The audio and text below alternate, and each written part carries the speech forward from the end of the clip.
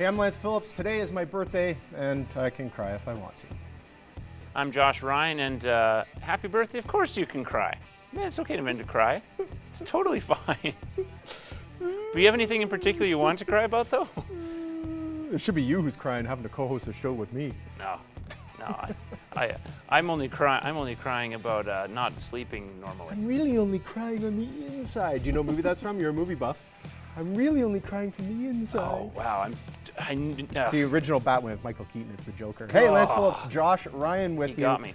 Inside the Gloves Are Off studio for another edition of our Tuesday evening sports show. I can't believe you didn't get that. You should have made a wager because you would have won money off me. Well, I thought about making it a wager, but I didn't. Yeah, it has been a while since I watched the Keaton Batman. It's been a few years. That's for sure. We've got, first of all, you can catch us on Twitter at Gloves TV and, of course, on Facebook at the Gloves New Cap. Oh, don't Facebook, forget the Gloves New Cap, pardon me. And don't forget at Lance Phillips, at Josh Ryan Sports, also Lance on Phillips Twitter. TV, that is. TV. Sorry, forgetting the TV. Brett Harvey, the coach of the U18 Yes. Liners, joins us in the second segment. And, of course, we had a chance to talk to him before the tournament actually started. The tournament is underway. It's the second day of play for the Liners.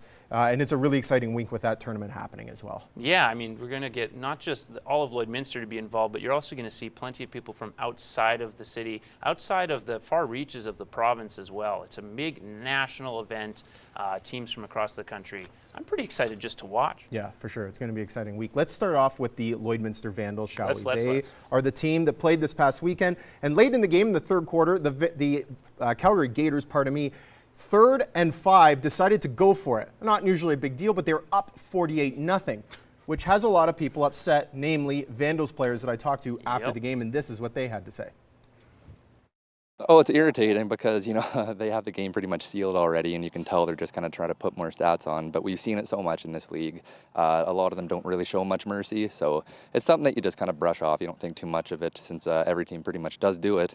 It's not classy. Like, we're already out. Like, kick the ball, give your defense reps. Like, in a close game, you're not going to do that. So why would you do it now? Josh, they're clearly unhappy about it. Yeah. I mean, Mike Holman kind of, I think, was upset about the game in general. But is that a classless move, up 48-0 to do that, or should they be doing it? Of course it's a classless move. 100% it's a classless move. Are you kidding me? That's crazy. You're winning the game 48-0, and you decide, you know what, we really need these extra points. Like, that's not okay at a Pee Wee level. It's not okay at the NCAA level, the NFL level. It's not okay in adult football, period. If you want to get truly good reps out of that situation, you can practice that in practice. I mean, heck, you could make the argument that their second team is probably competent enough to take them on in practice. You don't do that when you're crushing a team 48-0. So here's what they were up against. Earlier in the game, their kicker kicked a 52-yard field goal. So they're, I believe, on the 25. So they could have kicked another field goal and instead decided to go for it. It's absolutely Bush League. Yeah, 100%. You've got 50 players at a game compared to the Vandals, who had roughly 23. Yeah. It's completely Bush League. There's no need to do that. And any team that does that, I would be smacking them down after that. Smacking them down. Yeah. You come out for the next play, I'm going to run your best player. I'm going to do it. I'm going to run him over. Yeah, and you said it perfectly. You have 50 players. You might as well just do that in practice. You can have an entire scrimmage in practice if you need to work on extra points, going forward, that kind of thing. I think that's crazy. I can't believe that still happens in adult league football. I know. Smarten up. Yeah, speaking of not smarten up as much, the AA Twins, Lloydminster Twins, managed to win their provincial AA title over the past weekend. That success hasn't quite translated into the older age groups the same way, and perhaps maybe mentorship could be part of it. Do you think that, Lance, that the Pirates need to take more of a mentorship role with the Twins? Yes, they absolutely do. The Pirates team struggled this year. They struggled this year. They won the AA provincial championship, but they're not a AA team. They played AAA. So if you want to continue to play AAA, you need to develop these players at the Pee Wee level. The Pirates have a great coach in Josh Herback-South. He knows the game. He's got a great understanding of what it takes to win. But use him to mentor these young kids that are going to be in your program within the next 3 or 4 years. I mean, this Pee Wee team is fantastic. They beat AAA teams. at their own tournament. So yes, they should be having clinics. They should be having all kinds of different things throughout the year where they're bringing these young kids and grooming them for that Pirate stage, because that's what's going to make your team great. Yeah, and two things those type of clinics will do is, one, you end up improving the coaches at the lower level because he can help mentor the coaches as well. But two, those players, when they see the older guys, they really do admire them. I mean, when you watch grade 7, 8 kids watch grade 11, 12 basketball players or football players, they have the same feeling of, we're admiring guys who we want to be eventually. And so you need that to happen at this level, certainly if you want to get to the AAA level. Well, it goes without saying. Just do it. And the Pirates have all the tools necessary as far as coaching. I mentioned it already, coaching, management. And Josh Urbach-South is a full-time coach of the Pirates. So, and they've got great coaching down the line. Dave Pirro from Lashburn High School, the principal of Lashburn High School, coaches that Twins team. He himself is a good coach. So utilize his talents along with all your other people to develop these young players. And you could even go lower than that if you want. You could go down to Adam even if you wanted to. Go even younger to 10 years old if you need to. And work on bringing these players up, and eventually you're going to have a Pirates team that is something to deal with. And you've seen the benefit of that already, that type of clinic with the Lloydminster Reapers on rugby side of things. So there's clearly an example set in other sports where it works. There certainly is. Let's move on to the Lakeland Rustlers women's volleyball team. Bomb Drop, as it's commonly known in Rustlerland, happened this past weekend, which is the opening of spring. It's not even spring camp, actually. It's just camp. Is what it's the opening of. Camp. However, day one brought the dreaded beep test, which is, as you know, Josh, beep, beep, and you have to run back and forth across the gym floor matching the beats. I know it well. Apparently the girls and the Rustlers did not know it well, because a lot of them were out by the time 6 or 7 beats came around, which has Chris King, head coach of the Rustlers, wondering about his team's conditioning. Should he be concerned about his team's conditioning? Somewhat. There is, in fact, 1 month left for some of them to get some kinks out of their system, or just maybe gain, like lose a pound or two, or gain a pound of muscle or two that are still, so there's still a little bit of time to do some off-season training to offset that. Got to be concerned about this. But there is definitely some concern, particularly with some of their older players, because a couple of the older players were not in as good shape as he expected, and a couple of players, like Brian Hergott, for example, were not quite at the level they were hoping, because that's going to be a key role for them as well. She's icing her leg. Yeah. She was icing her leg, and we're in day 3 of camp, and it's not even we're not talking like aggressive camp here. We're not talking like body on body camp here. And we're icing our knees already? That would be concerning to me as a coach, that one of the players that I've targeted to come in and be a big presence down low is icing her knees that early on. I'm concerned. If I'm a coach, I'm worried about the conditioning, and I'm doing what I can to get them conditioned in time. Fair enough. What tempers that a little bit, just on my end, though, is that some of their players are much fitter than last year. For Angela Barron, for example, looked great. She's in great shape coming into the season. Even someone like Taya Paler is a little bit fitter than last year. A couple of those returning players who we said needed to take that next step, looks like they're on the way to taking that next step. So that kind of balances a little bit of the concern with the optimism going forward. Well, and he said he can't spend time worrying about their conditioning on his part. Right. Because he's got to worry about getting them ready for gameplay. Absolutely. So the conditioning is 100% on them. But I just cannot understand players coming into camp and not being in top shape. I don't get it. It doesn't make sense. If you're coming into a camp, especially if you're a first-year player, especially if you're trying to make an impact on this team, you're trying to get your name out there. You're trying to show your new head coach, hey, I've got what it takes to play on this team, and you come in out of shape? What's the matter? Do you remember being 20 years old? Yeah, and I was in shape. I didn't mess around with stuff like that. You were one of the smart ones then at that age. Well, it doesn't make sense. I don't disagree. Nothing common about common sense, I guess, Josh. That's fair enough. Something else that requires a little more common sense is the umpiring in the MLB.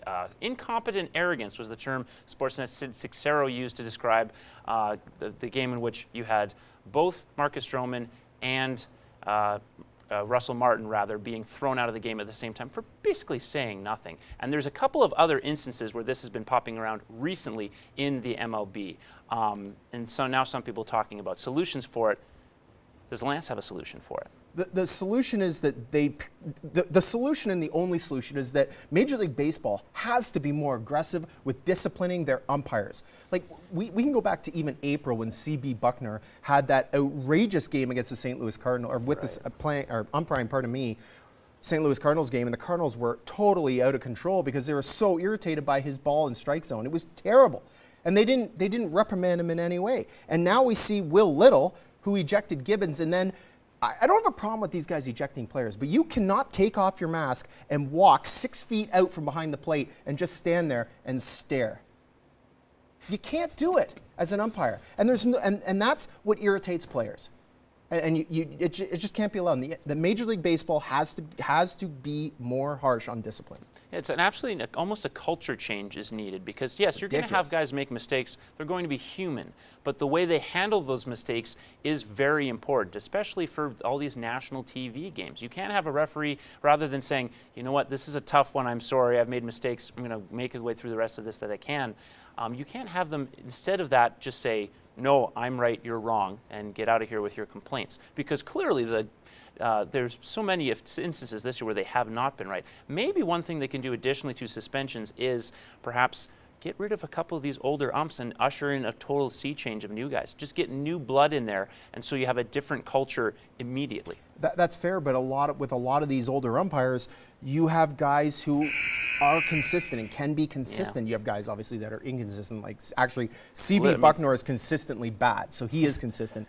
But, so if you bring in new guys, you don't have the same experience, but you also don't have the same bad habits. True. So it's a tough sell, and I'm not sure what they're going to do on that front. But they've got to figure out a way to discipline these guys, because it's unacceptable. Maybe the late game report that the NBA does, where they hold guys accountable to games made late in the situation. Well, maybe they need to do something. The CFL, Josh Ryan, is on fire. The CFL is having the best season that I have seen in recent memory. That being said, is it as exciting as its NFL counterpart? It's 100% more exciting than its NFL counterpart right now. The athletes are better in a lot of aspects in the NFL. They give the higher crop of talent, but the way this game is set up, so it's a wider field, there's more offense involved, and just the quality of games have been great. The NFL has been terrible for about 3 years. It's predictable. Any analyst, talk to any analyst, any big fan of the NFL, the games have been bad. The product has sucked. Whereas the CFL right now is on such a momentum surge over the last couple of games, not just because of the quality of play, but how close the games have been and the moments it's produced. And a lot of good personalities in the league as well. Some new ones starting to emerge along with older ones, like a guy like Ricky Ray, for example, or Mike Riley from the Edmonton Eskimos. Obviously, the play in the West has been a little bit better than the play in the East, but I think this momentum swing is huge for the CFL. It could help them going into this next NFL season. They might get more ratings. I can't imagine why anyone will watch the CFL right now and think, yeah, I don't know if I like this game. And you still see Twitter trolls all out there being like, it's the CFL, nothing matters, it's Bush League. It's not. It's incredible. And the NFL is predictable. I mean, just look at last year's playoffs. I mean, I'm not sure that a lot of teams at the beginning of the season would have said that the Atlanta Falcons would get to the Super Bowl. But the New England Patriots are in the playoffs. Green Bay Packers are. I mean, it's predictable. The CFL, while it's a smaller league, is not predictable. Would anyone have seen the Hamilton Tiger Cats without a win so far this season? Probably Would not. anyone have seen the Toronto Argonauts in first place in the East this season? Or the Edmonton Eskimos without a loss? Like, it's incredible. And what we're seeing amazing plays. That Duron Carter play, that backhanded catch was unbelievable. Yeah. You can say what you want about Odell Beckham Jr. making plays like that in the end zone. I've never seen anything like that. That was one of the best catches for sure I've ever seen. It's flat out incredible. And what we're seeing from the CFL right now is absolute stardom. And I mean, it's easy to tell I'm a CFL fan. I mean, I love the game. I love the league. But what we're seeing now is just a level up from what we would ever see in the NFL. And it's continued from that great final last year where Ottawa won. Yeah, I mean, it's just ever since then, the CFL has been winning. Someone who's not winning, Toronto Blue Jays. Unfortunately, haven't been winning much this season at all, and finally they are starting to move a few pieces. Francisco Liriano being dealt outside field. Outfield is the word I'm looking for. Outfield help is what they're getting, especially defensive help. What are some other moves that you think are necessary, and do you think this team can compete next year if they make the right moves? Well, they're going to have to make the right moves in the offseason. That's the big thing, right? I mean, the move that they've made with Francisco Liriano going to Houston, they get back Nori Aoki and Teoscar Hernandez. I mean, Hernandez is a minor leaguer, an outfielder in the minor leagues. Nori Aoki, while he's not great offensively, will help them defensively. And, you know, they've been having this struggle in left field for most of the season. It's been a rotation between, like Steve Pearce has played there for most of the season, and Ezekiel Carrera as well. I think Aoki's a step up in that regard. But offensively, I'm not sure that he's a step up. He's probably a step down if Steve Pearce can continue to do what he does. Grand slam after grand slam. That's a whole nother story for another day. But I like that move. Joe Smith was dealt as well to the Indians. I like a couple of these moves, but most of this is going to come in the offseason. Jose Bautista cannot be back with this team if they're going to pay him more than $10 million a season. He cannot. So, I mean, he's making 17 this season. You can't bring a guy like that back. So they've got a lot of work to do this offseason. I think that everyone in Jays Land knows that the 2017 season is a write-off. They're way back in the wild card race at this point. But I think it's a good start. Yeah, I think you're actually being generous with Jose Bautista. I know the impact he's had on this franchise and the career he's had, but I mean, his production doesn't even warrant $10 million. I mean, he's hit poorly all season. He's a minus defender in every possible way. You can't have him on this team, in my opinion. I'm not sure that anyone ever saw his decline in the field happening this quickly. It's literally like he hit a wall and then he went down. Like, I've never seen anything like it. Just a full-on decline from last season. I think that's old man time is the wall we're talking about. Holy cow, you're not kidding. It's old man time. But I like what they're doing. They're starting to make waves, which is a good thing. Especially with ticket prices going up next year. That again is just absolutely ridiculous. Brett Harvey, who we interviewed before this evening and before the start of the Liners U18 National Championship run, is in here next to talk U18 Liners. He's a good one.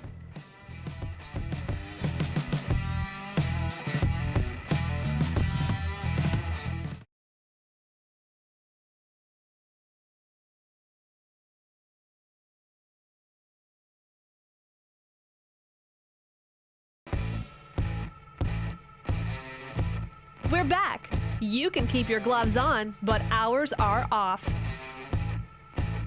Brett Harvey from the Lloydminster Drove Farms. Good to see you, sir. Team. Good to have you here. Really good to have you here. Big tournament starting in a couple of days. Yeah. How excited are you to get going? Oh, I think everyone's really excited. It'll be fun to play in front of all of our home fans and family. I know the organization committee's done a really great job getting the ballpark in great shape and have a lot of things going on out there. So we're starting to see that take shape and really looking forward to seeing on Sunday when everything's all done. Have you kind of been antsy at all about if the weather kind of turns bad or not, or is that just something you can't worry about? Well, it's always in the back of your mind that you hope that cooperates. The forecast, the last time I looked like it was going to be pretty nice. You know, we've also got extra diamonds, we've got lights, so and you know, with hosting tournaments and provincials and stuff before, we've dealt with rain. So if something happens, I'm very confident in the group's ability to deal with anything outside of, you know, torrential type weather. So no, I'm really excited for it, and yeah, I think it's going to be a great week of weather for ball. You mentioned the ballparks, and that was interesting. The one of the senior Blue Jays teams played there the other day, and those parks look great. Like those diamonds all look great. The parking lot looks great. They've done a really nice job there. And we had Warren Noble on earlier, who basically organized most of the tournament. I think they've done a really great job getting this ready for fans in this area to go watch. And I know that there's a lot of people hoping your team can put on a really good performance, obviously, just like yourself. Yeah. We're really hoping that we can have a really strong finish to the year. We had a great first half, and you know, we had a couple tough losses, later in the season, late lead, lost in the provincial final, but we actually played the team that ended up beating us. So I know the girls will be ready for that one, and yeah, we're just excited to get out and you know, it's a lot of really good ball teams. There's no easy games at this, so you know, the kids, if we can hit the ball and play fine defensively, we should be right there. Yeah, how important is it that consistency defines your tournament? Because obviously you're going to need your entire lineup to be effective, and you're going to have to use people. Just because the amount of games, you're going to have to use everybody essentially. Yeah, absolutely. I mean, really, our strength all year has been our pitching staff, and we've got 4 kids that we trust to take the ball. So that's huge in a tournament like this, where you know, there are teams that really come into town where they've got one kid that they have to have on the mound when they're trying to win ball games, and for us that's not the case. So we're really lucky that way.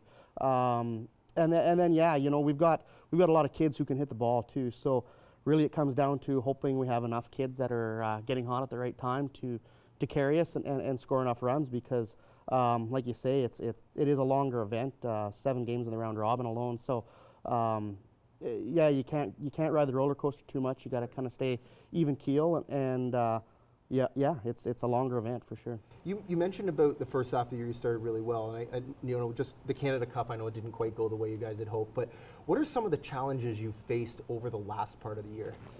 Well, I mean, with the way our team's constructed, we're spread out over a few communities, so getting regular practice time, that's as a group. I mean, everyone's getting the work in individually, but getting regular practice time, that's absolutely one part of it.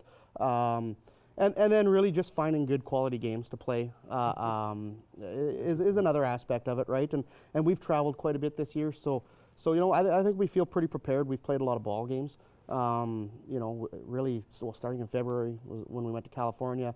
We've been to the West Coast 3 times this year, so we've traveled. We've exposed the kids to some pretty high levels of ball. We've played older teams, some of the senior A teams in the province, just to get some games in, and have had okay results against that. So, you try and do those kind of things, but at the end of the day, as much as it's a longer tournament, 1 week is a really short time frame in our sport, right?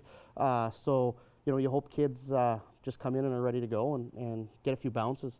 Yeah, do you think they're ready to go? I mean, I know you said they've struggled a little bit in recent games, but after your week of practice and such, do you think mentally they're ready to go?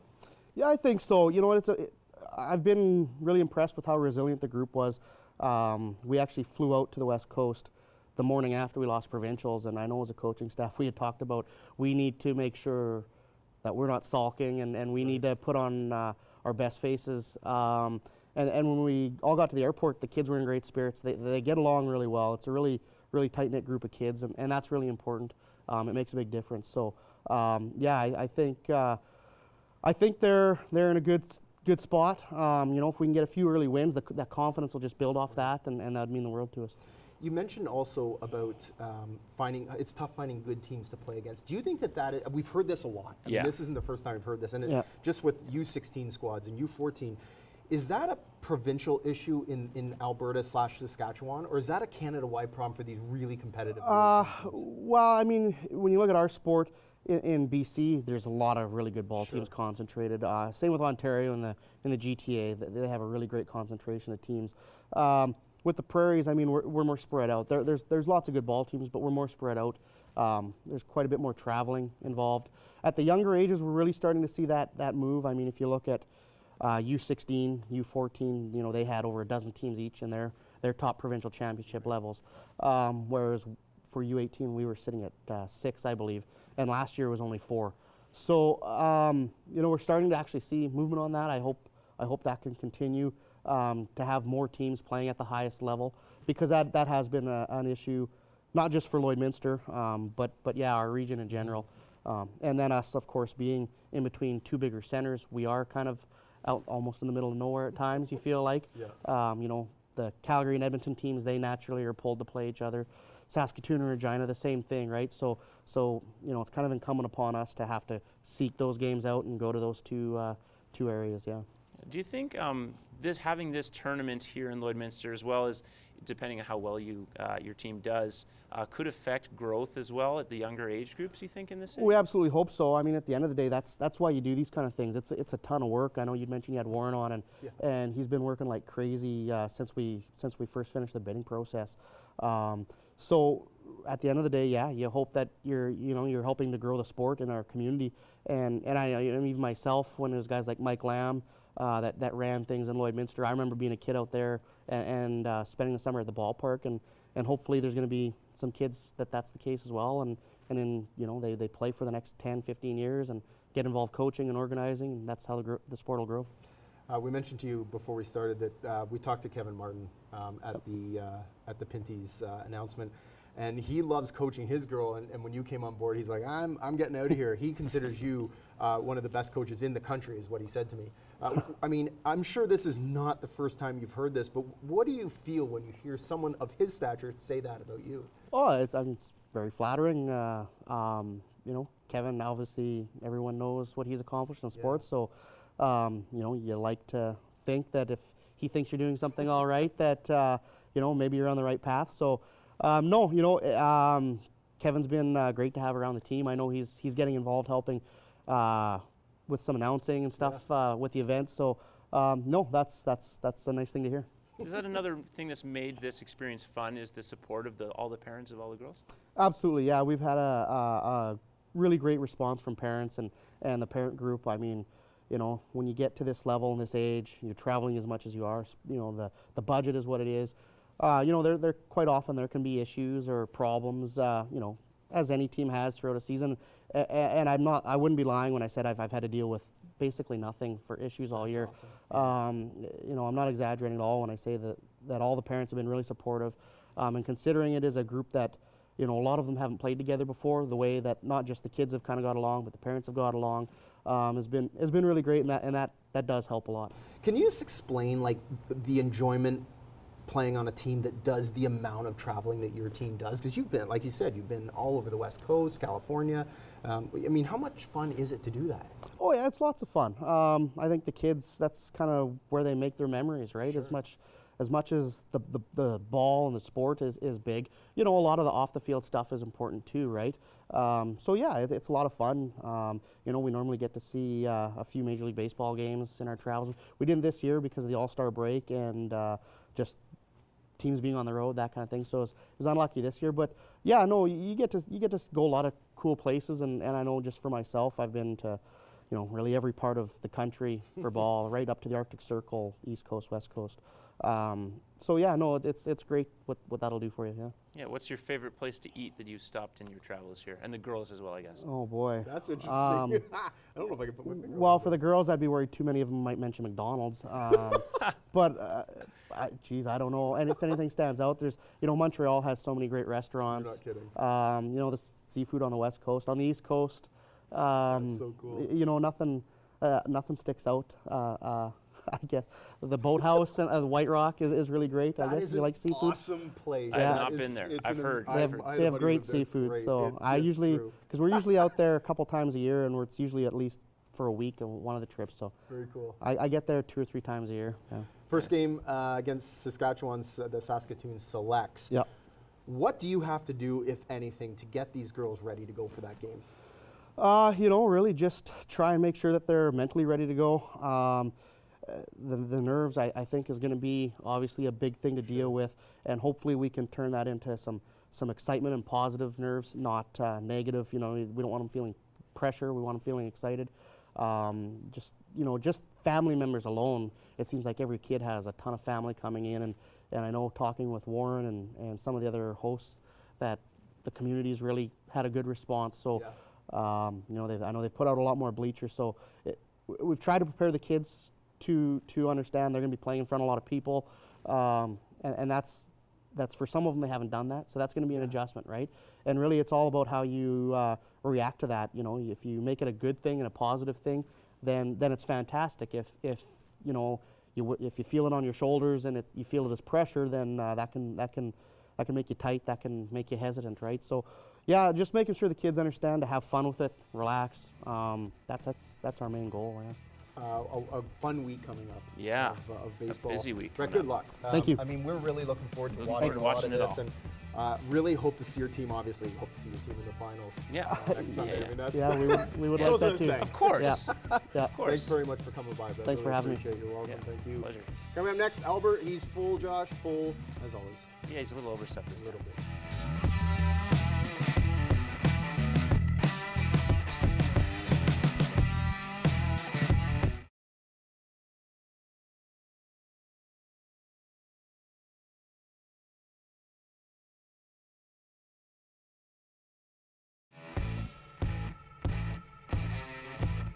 We're back, and the gloves are still off. What did you think of Brett Harvey? I thought he was a good interview, man. Yeah, he was a great interview. He's an excellent talker. I'm really hoping that team does well. Me too. You know, like, and I think he knows that they're in tough. I think he knows they're in tough. Their second half didn't roll the way they'd hoped, and there are some good teams in this. You know, some really good teams. He expects White Rock, the team out of White Rock, to win it all. There's been, there have been instances of local teams in the last couple of years who are doing well after not playing well, such as Lakeland Rustlers. I mean, they weren't playing poorly, but they really turned it up when the women's team made it. And also the Bobcats 2 years ago were playing terribly, and then all of a sudden picked it up in the RBC Cup. So. Yeah, definitely.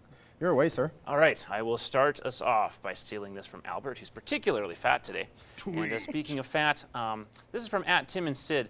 If you're incompetent and arrogant, then these pants are for you. Johnny Fat Pants by Jerry Davis. Johnny Fat Pants. Going back to our I wear umpire Johnny discussion. Fat Pants regularly. You're too hard on yourself. You've got mail. All right, what do we got here? looking Oh dude. yeah, so this is a combination. So 3 Down Nation, this had me upset and a lot of people upset. So 3 Down Nation, which essentially focuses on the CFL, wrote, Right. "What the hell is Jeannie Bouchard doing at the Argos game?" As if she had no business being there. You should read the article. It's bad. To which Ryan at Bounce7 responded with this. Is that a rhinoceros? That is a rhinoceros pooping, shall we say. And that's clearly what a lot of people thought of that article, is that it was the type of thing. Maybe coming out she of that likes the rhinoceros CFL. Like, what's wrong with her going to a It's football game? it's just ridiculous. It's not like this is LeBron, who's a Yankees fan, deciding to cheer for the Indians. That's like the only thing it that's... doesn't matter who you cheer Yeah. for. If you want to go to a game because you like watching a certain sport, or maybe Yeah. you want to pass some time, why are you? Especially 3 Down Nation that writes for the CFL base, not for the CFL, but they write CFL blog essentially.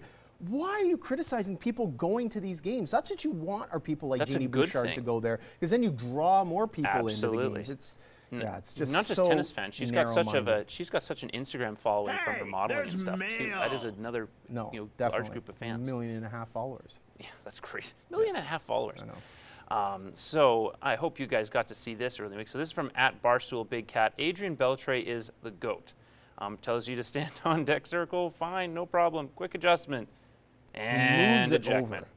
He moves it over. I love that. That's so great. And he does that regularly, right? Again, we go back to the umpiring. I mean, this Yeah. is not new for Adrian Beltre. He regularly stands outside the batter's box. Why are you on him right now? Why are you on him right now? There's a thing. My father, when he coached volleyball one time, was told coaches have to stay at the top end of the bench. And when they kept telling him to stop sitting at the end of the bench, he moved an entire bench of chairs just to stand at the end line to watch it. Didn't get thrown out of the game, though. love it. They weren't as arrogant. The Athletic, which is a great read, let me add. This is @The Athletic TO. The Stroh Show, upstaged by umpires no one pays to watch, writes @Israel Fair. And that's 100% true. It is. It's definitely what. It's a good article got too. You should mail. read. Israel Fair, graduate of the College of Sports Media, where I Which went you to are school. from, Yeah. yes. Good writer.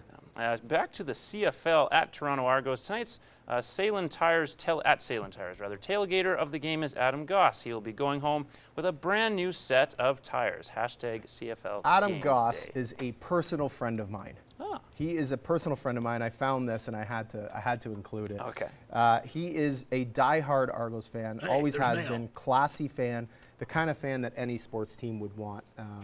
Yeah. So I had to sneak that one. Classier in there. than Dart Guy? I had to sneak that one in there for my boy Adam Goss. All right. Anyways. Cool. Cool. Yeah. Good So shout-out. this is Seth Payne @Payne NFL. This guy's all right. The old man double fisting beers. That is awesome. And there's a kid beside him. Hey, son, don't worry about it. I'm just gonna double fist these beers back here. That guy's You got got stamina, I gotta mail. say. Got stamina. And other things he's got as well. @Men's Humor. When you think you've tweeted a gem, but no one retweets it. Nobody high fiving. What a bummer for that Hey, kid. there's That's so mail. All right. It sucks, but it's also funny. Okay, so this is the Gloves Are Off. Originally, the Gloves Are Off tweet when Chris King hosted the show. Right, yeah. And I noticed that shows. I was concerned I might not have a job after that. Kinger was pretty good, man. Let me add. So anyways, the Gloves tweet about tune into CITL. And then your favorite Shane @ThisBShane, I believe that this is somebody on Chris's baseball team, chimed in with, the people have long wanted Kinger's opinion on chuck wagon racing. You've got mail. And he gave it. Yeah, Oh, he did give it. He gave it's it pretty in funny style. though. I thought that was really good. I followed is him. good. He's a good follow because there's lots of great, funny, actually Yeah. anecdotal tweets on there. We're going to bounce back to that officiating catastrophe. Mstro6, that's Marcus Stroman. Nothing but love for #Gibby and my brother at Russell Martin at Blue Jays, showing support for his guys. Yeah, there's something to be said for managers and players that go to bat, pardon the pun, for your teammate. Absolutely. Male in the beat. 100%. That's a big deal. Next up, we have. This is Brian Chinaki, so he's a broadcaster out of Florida at Broadcasting Bry. Disturbing, and this is disturbing. Okay. Of 202 football player brains donated to science and reviewed by researchers, 177 had CTE. Of 111 NFL brains, 110 had it. So almost 100% of NFL brains had it. Yes. That is insane. And I know we're going to talk about this and what we are learned gonna later. talk about this but later. that's despicable. Like, I mean, not despicable that it's there, but that the NFL needs to do more. But what can they do, I guess, on the other hand? You know, it's a heavy contact sport. It can start with better education and simply admitting, yeah, it's a bit of a risk, instead of going, there's no link between this and CTE. That's 100% almost of NFL brains. It's crazy. TSN Shinetti, Matthew Shinetti, the reporter, in the #Argos locker room. Doug Flutie is signing bobbleheads. Argos players and staff are lining up. Great game, boys, says Flutie. That was a cool moment with the Argos. That sums up a lot when you hear that current players are lining up to get their Doug Flutie autographed got bobbleheads like that. Guy left an impact. Yeah, you're not kidding. He left an impact. Yeah. He's an incredible player. Gareth Wheeler at Wheeler TSN. Ross Atkins feels the Blue Jays still have a great team for 2018. Do you think the Blue Jays will have a great team in 2018? Of course, this was a poll. 41% said no chance and 32% said only if they spend big. Only if they spend big is the dumbest thing I've ever heard in my life.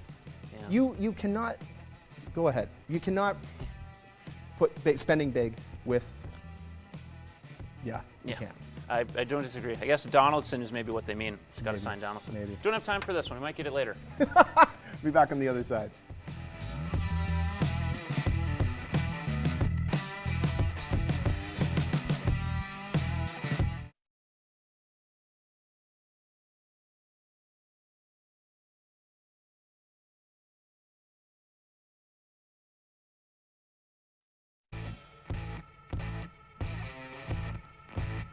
If you can't score, you might as well drop the gloves.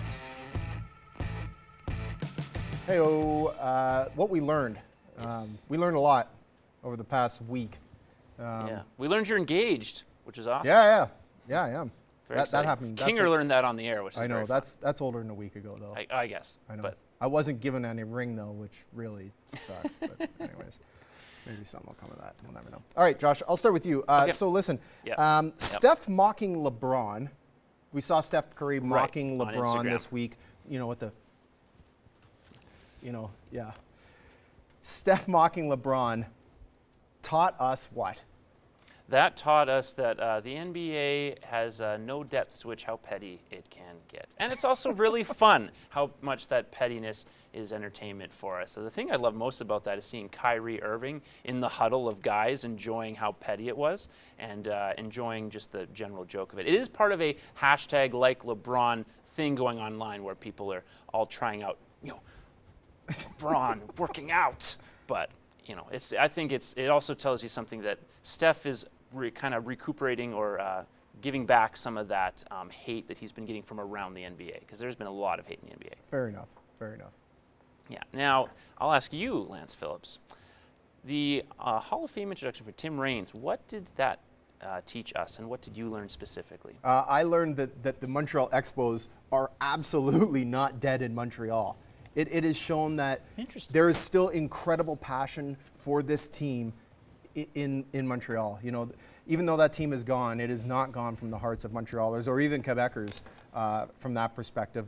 And another team going back to Montreal would be welcomed and I'm sure would be filled on the rag if they could get one. Yeah, and I'd love to see another baseball team in Canada outside. I mean, don't get me wrong, I love cheering for the Blue Jays, but I would love to see another Canadian team, even if it's not a Western Canadian team, come back into the league. And yeah, as you said, clearly the fan base is there. It's pretty cool stuff. I have a trend going with LeBron.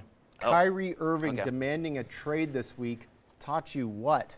Not this week, pardon me, but Kyrie Irving demanding a trade taught you? It taught me that LeBron must be an absolute pain to be around. Right. And now a lot of people are blaming Kyrie for saying, well, he should have an automatic trip to the finals, he should stay there. He's doing exactly what we want him to do. He's taking the harder path.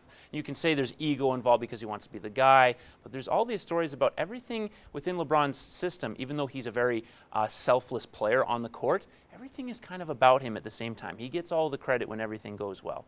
And I think, and you also have to look at the trade rumors before of they were trying to deal Kyrie at the trade deadline recently, and then they were even thinking of trading him for Chris Paul a year ago. So I think it tells you like LeBron's passive aggressiveness is not going over well in the league. I find it humorous that LeBron would be upset about this, considering he ditched Cleveland. And he's quite going a few years ago. Yeah. He just ditched them to go to Miami. And then ditched Miami to go back. Yeah, exactly. And now, then now he's in that boat. And now he's going to go to LA in a year anyway. So he's mad at Kyrie for not sticking it out by That's himself. amazing. That is amazing. So the Saskatchewan Roughriders, a bit of a rough start in some aspects, but they are 2-1 at home. What does that tell? What do you learn from that, Lance? I learned that home field advantage is significant in the CFL as it pertains to the Roughriders, because they're a mediocre team at best. I really believe that they're outperforming what they should be. But that new Mosaic Stadium has this team clicking. Yeah. And what they're doing there, it's pretty impressive. Like, I'm not sure. They may have deserved to win that game, and they got a huge effort from Duron Carter that might have spurned them to a win. But the Argos are a better team than the Riders are. And the Riders are just doing things at home. And, yeah, home field advantage is significant. Do you see them sneaking into the playoffs? That's a tough call. Not in the West. Not in the West. There's no way. I mean, But that wild card move over from the crossover, I mean, that's entirely possible. The crossover is a definite possibility, but that's the only way they're getting in, because the rest of the West is way too strong. Winnipeg, BC, Calgary, just too strong. Edmonton. Yeah, I mean, there's no chance. Unbelievable. Okay, Josh Ryan. Yep. CFL ending concussion research. This came out recently. Yes. CFL. NFL ending concussion research partnership. You have learned what from that? I've learned that we now have undeniable proof that the NFL does not care about its players, and it only cares about the bottom line. You can say there's been evidence of that before, and that's certainly fair, but this is put in paper proof. They said they were going to make an effort to deal with concussion symptoms, player safety, player health, for current players and retired players. You see the evidence that is shown, as you said earlier, basically 99% of NFL brains having CTE. And now this comes out that they don't want to spend that extra $14 million, which would only cost the owners $500,000 each, all of whom are billionaires. It's a bad move by the NFL, and I think this is going to hurt them in the long run. Imagine the PR disaster this is going to wrangle up. I think it has to. I don't think it matters if you don't think you're going to get anything out of that extra $14 million. You still need to go through with it. Absolutely. You still need to, as you said, prove that we care about our players. Hey, here in the NFL, we care about our players, and we're going to continue this, even if in the back of your mind you're like, this is doing nothing for us. Yeah. Because it's terrible PR for a league that needs as much good PR as it can get for all the negative it's had in the recent long while. Absolutely. Speed, real quick one. Ryan Johansson's contract with the Nashville Predators. What does that tell you, Lance Phillips? That tells you the Nashville Predators are going to be a good team again next season and thereafter. Back to the finals? Possibly. I doubt it. Bow wow on the other side.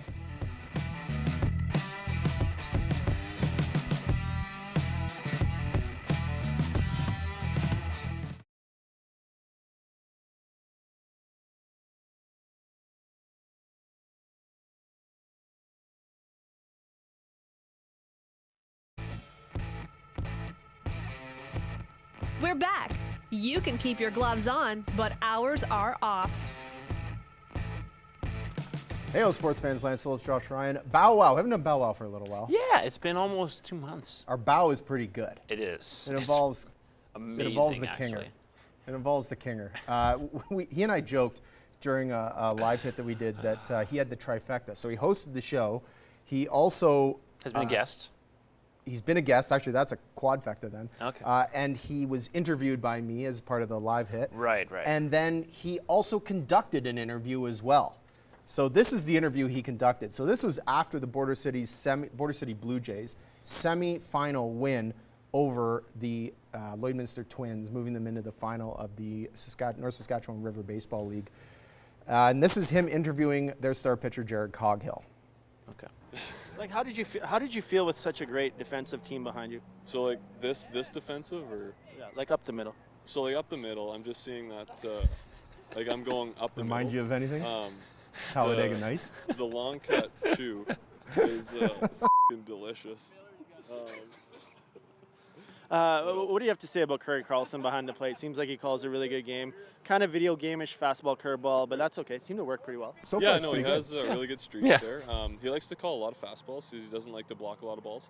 Yeah, I noticed he's pretty lazy. If it goes in the dirt, We're it's talking kinda about at the their fence. catcher. It's whatever. Yes. Yeah, it's fine. I think he had a record 13 or 14 pass balls this game. So He does work all day, though. does he? Yeah, he has a job. Oh, it doesn't seem like it. That's fair. Thanks. I love the ending. Good talking to you, Coffee. Yeah, we'll see you later. Like, that's awesome. That's really fantastic. We should have Kinger do more interviews for No, us. for sure he should do more interviews. I mean, Yeah. he's the man. I All think right, he's this is the next one. correspondent of the show. This is a hit, courtesy of the Vandals. Actually, the Vandals are the ones being hit. So you're going to want to keep your eye on this guy on the lower right side of the screen as he comes in here. There he is there. He's going to get laid out here. Bang. Oh. How do you feel, dude? Probably unconscious is how he Oh, feels. man. The crazy part is that he got up and actually kept moving. So he didn't lose consciousness. No, when I saw it, of course, I was doing the camera work there. As you can tell, it was pretty slick. Tough dude. Yeah, he actually just got up with his helmet off and kind of was smiling coming off the field. Yikes. Listen, in honor of Tim Raines going Right. to the Expos, we have a video courtesy of Anakin Slade, who's a hip-hop artist out of Montreal. Good one. He put this together. It is absolutely fantastic. We're going to round out our show with it. Enjoy. We'll see you in 7. See ya.